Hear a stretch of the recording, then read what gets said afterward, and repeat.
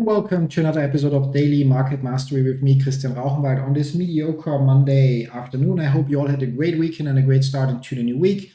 As always, before we jump into the markets and my portfolio, let's first get the usual disclaimer out of the way. Everything that I share in this live stream / video is my personal opinion and in no way financial or professional advice of any kind. You should always do your own research, consult certified professionals, draw your own conclusions, and make your own decisions.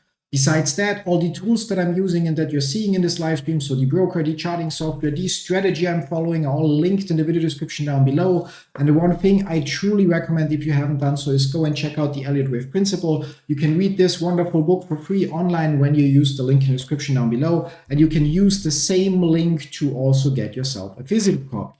With that said, we can jump here. That button should work.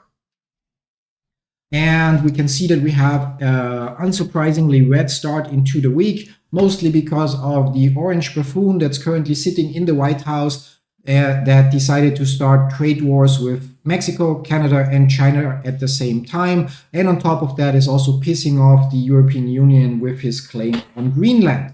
So I think that's just for us a temporary effect. For the Nasdaq and the Standard & Poor's 500, we'll have to eventually find the time to properly label them. There it might actually be the beginning of a downwards trend, so which means a lot of missed opportunities here. But again, it comes as no surprise with the announcement of the tariffs and the counter tariffs and whatnot that markets are right now suffering. Surprisingly, this also affects the crypto markets. We're going to jump ahead a little bit. We can see that Bitcoin let go a little bit, which is a little tricky because based on the movement here, I actually thought that we would first get another push up. We'll have to at some point label this better. It could be that this is a flat correction, so we would go a little lower and then we get our push up. There are obviously a bunch of other options on the chart as well. We'll have to eventually get into that and just take a closer look, and then we'll know for certain, or at least as certain as it can be based on the strategy we're following.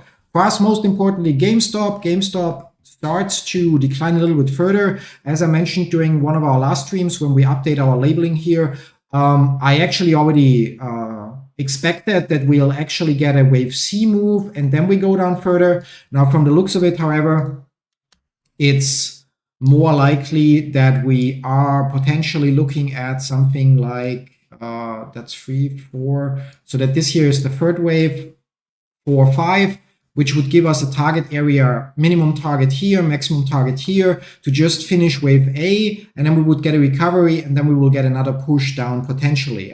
We'll have to monitor this overall for our positions. That's fine. It's just a temporary pending loss. So the money here is just something we bleed for now. And I believe it's said that after this correction is over, that we will get the next 5-wave impulsive move upwards.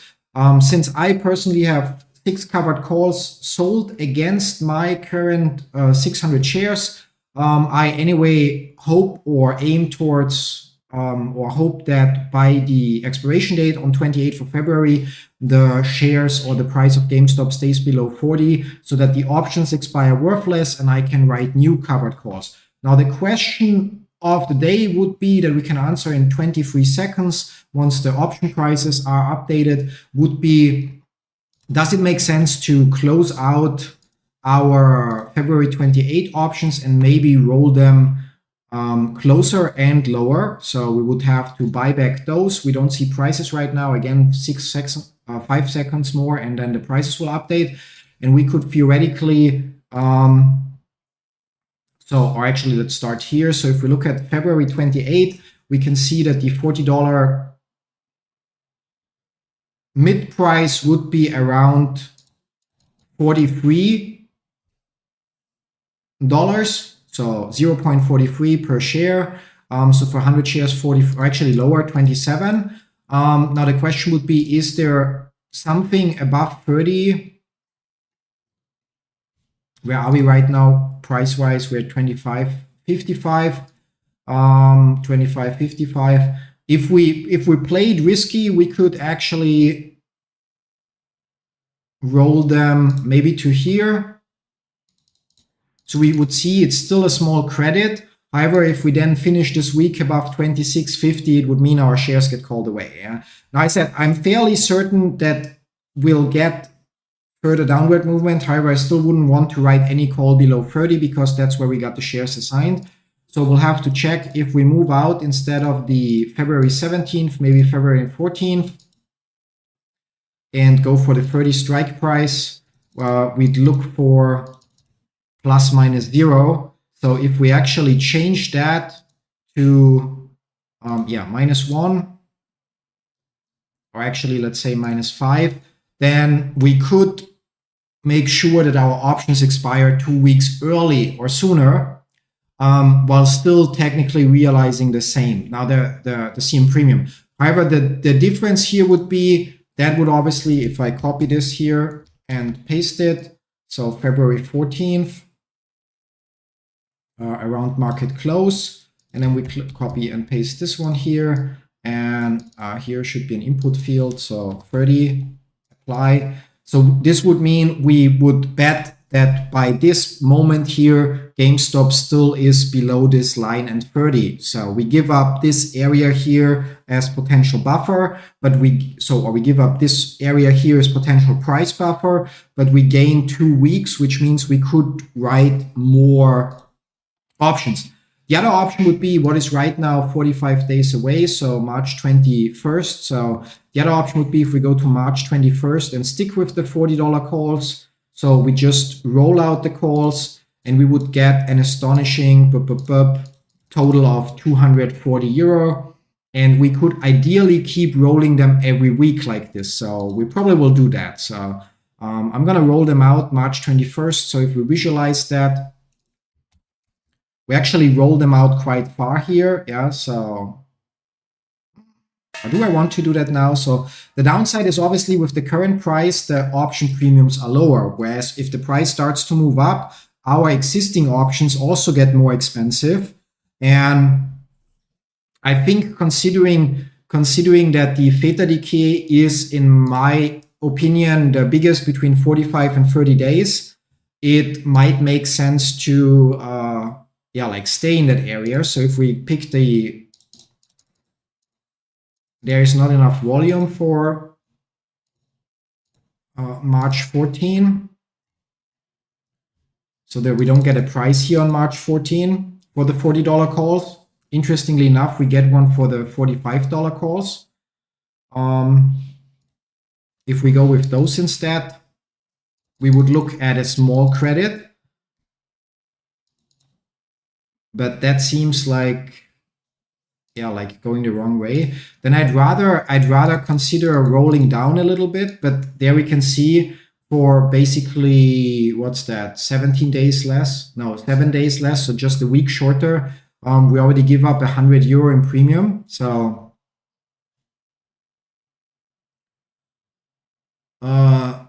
difficult. If we go with a 20 delta, that would also be an option. So that would then be the 33 calls here. That would give us 200 in premium. And if we move out to the 21st, there the 20 delta would be at 36 for $330 for a week more. I think we're gonna roll to that. So I'm gonna make that so which helps us to balance out our partially filled.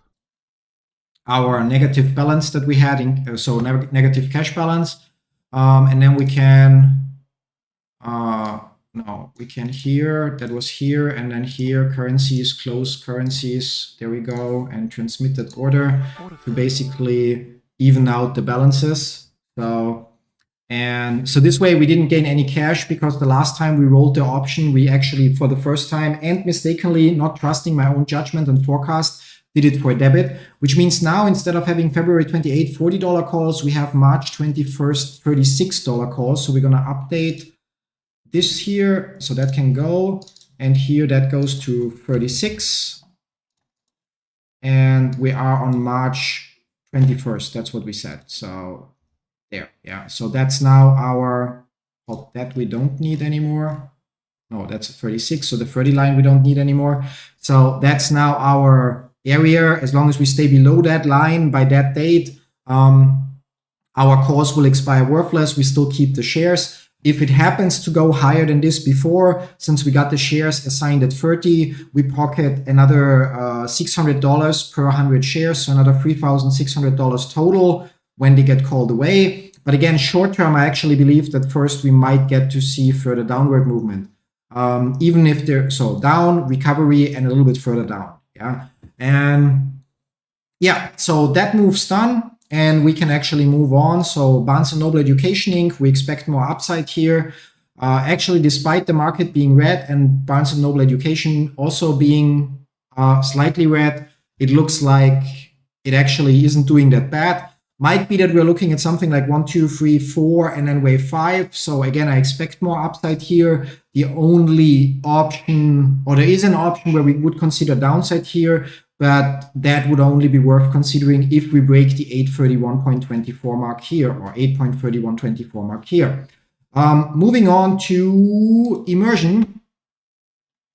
Yeah, where we now currently expect further downside before we potentially go further up. So nothing changed here. Costs, we are not sure yet. I'm not sure if we'll jump into that. I want to throw in at this point, I'm expecting a delivery, so it's possible that I'll have to cut the stream short at any moment. So we're not going to dive into labeling something substantially new today. NEO, surprisingly, again, going a little bit further down. Question is, did we now finally reach the bottom or end of the correction, or did I get something wrong? I still believe that we have, or originally I thought this is 1, 2, 3, 4, and we get wave 5, but considering how long this already drags out, it's more likely that we have 1, 2, 3, 4, 5 for the first 5 waves, and that we're currently retracing this move. And if the retracement is already over here around the 78.6 retracement, we should actually get the next upwards move here. Yeah. Moving on, Bitcoin, yeah, we're not going to make sense of this today. Algorand also dropped a lot. I did not see that coming. I actually thought this might be our 3-wave move. Looking at how this is playing out, we actually get a bigger corrective move first. So that means we're looking at this, and we are at the 100% target already, which happens to be 50% retracement. I actually wouldn't be surprised if we get to see the 61.8 retracement here. So if there's a little bit 1, 2, 3, recovery 4, and then 5 push here. So at around 20 cents, I would consider shifting some of our Bitcoin position, depending on how it stands then, into Algorand instead. HNT also still going down. We're still within the target area for a big ABC move, so a 3-wave corrective move.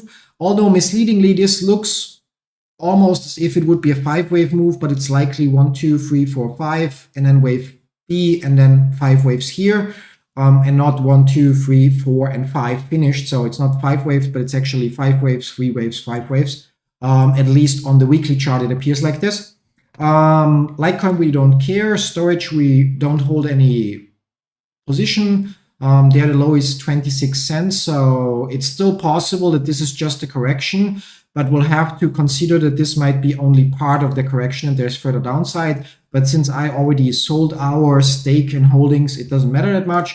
XRP finally correcting further. I got it partially wrong. I thought this would be the end of wave 3. Now with the big correction, it becomes clearer that wave 3 is basically here and parallel through 0.2, and that we should get a breakout from here in the next couple of weeks. And yeah, we can already remove the 0 and 21.4% line here. And here we can actually remove everything that's above 361. So, and actually also this one here, and then that goes back here. So we hit our target. I thought it's already this one here. There's the option of this being some kind of flat correction where this is part of the corrective move, so A, B, C, or that this is our wave 3 target and now we're getting wave 4. Yeah, double rings. So that's it for today. Thanks for stopping by. Have a great rest of the day and see you all tomorrow with another episode. Till then, bye-bye.